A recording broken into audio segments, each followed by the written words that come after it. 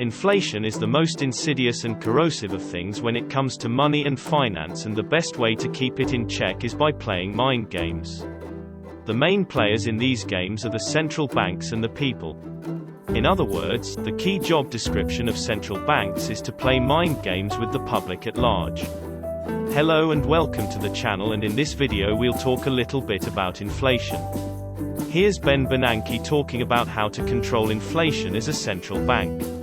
Inflation targeting is a framework for monetary policy characterized by the public announcement of official quantitative targets, or target ranges, for the inflation rate over one or more time horizons, and by explicit acknowledgement that low, stable inflation is monetary policy's primary long-run goal.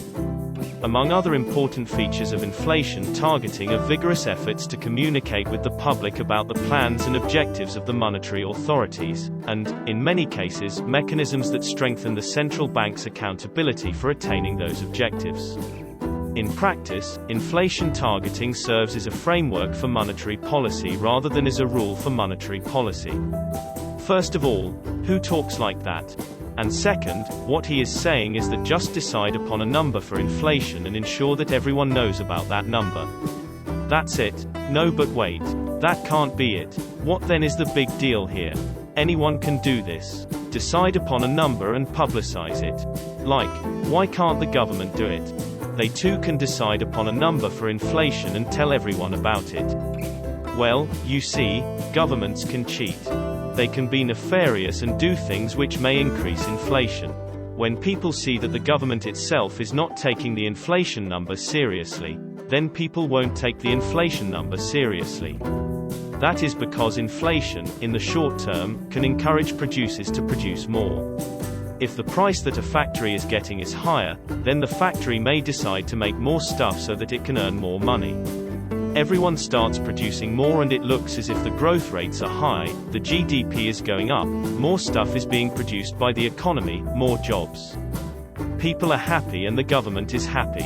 But all that expensive stuff is piling up because no one wants to buy that super expensive shoe.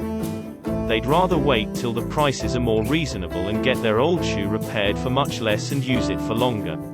Or maybe people are not ordering takeout as much because the restaurants are charging more now. So people would much rather cook for themselves at home. So as a result of the higher prices, all that expensive stuff is not selling.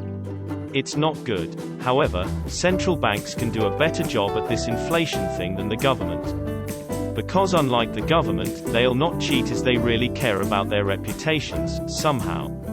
You see, the people running the central banks are, usually, not politicians or career diplomats. They are, quite often, experienced academics, who have spent their lives doing research, teaching people and making a name for themselves.